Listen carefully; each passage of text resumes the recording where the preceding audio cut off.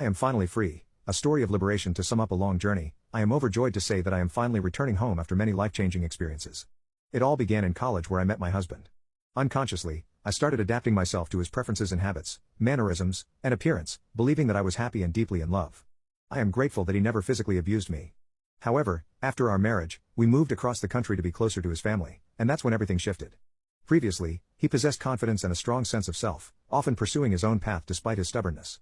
But once we relocated, he yielded to every whim of his father. Our plans of saving up for my first car were derailed by unforeseen emergencies and unexpected expenses, leaving me with no money for a down payment. His father's liberal use of credit cards and various subscriptions put a strain on our finances, and I had to shoulder the burden to ensure we had a roof over our heads. As time went on, his father became increasingly upset whenever I spent too much time talking to my friends or family. My husband advised me to reduce my contact with them, suggesting it would be better for everyone involved. I worked tirelessly for 2 years, with only brief moments of unemployment, while both my husband and his father spent their days engrossed in video games. Hopeful that we could work through our challenges as a team, I fervently believed communication would lead to a resolution. However, my perspective changed abruptly about a month ago. Reaching my breaking point, I mustered the courage to ask a friend for help. Last week, I took a significant step and handed my husband my wedding ring. Despite feeling terrified, I climbed into a taxi that was arranged for me and am now about to board a plane.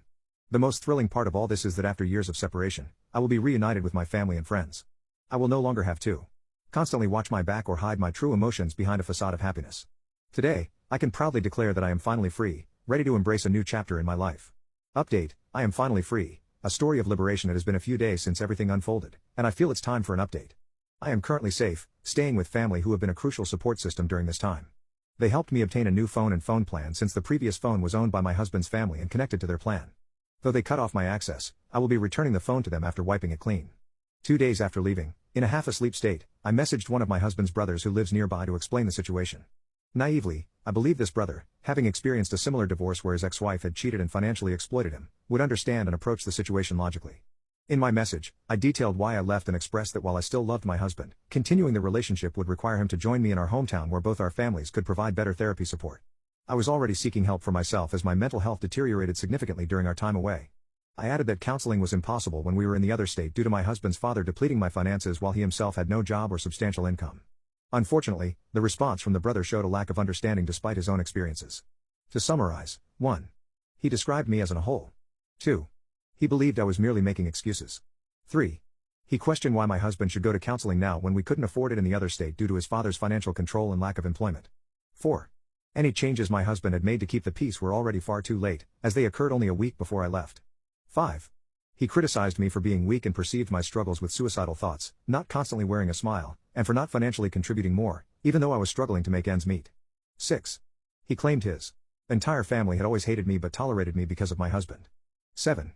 He accused me of being a constant drain on my husband, although I merely requested his help with household chores and finding a job, which I had to constantly fight for.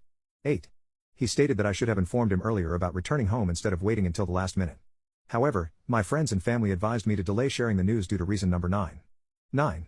He dismissed the need for a courtesy officer who was arranged to ensure my safety during the departure.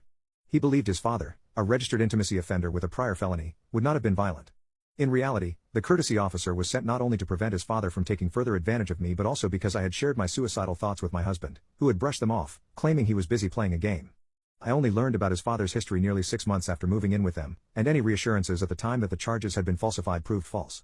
Recently, a friend managed to obtain details from the case file, and their concern for my safety was grave. I plan to review the file now that I am back in my home state. Leaving was undoubtedly the right decision, given the toxic situation I endured. I consistently found myself solving or paying for problems caused by my husband and his family. It hurts profoundly because I still love the man he used to be, the one who worked just as hard as me during college, always made an effort, offered unconditional support to loved ones, and understood that video games were just games. But the man he has become is unrecognizable. He turned cold, lost his passion, and his actions demonstrated that his games were his priority. Since he is unwilling to make an effort to salvage our relationship, I am no longer unaliving to try either. My primary focus now is on healing and taking care of myself. I have the support system I sorely missed for a long time. Though it hurts, I will heal and better myself, with or without him.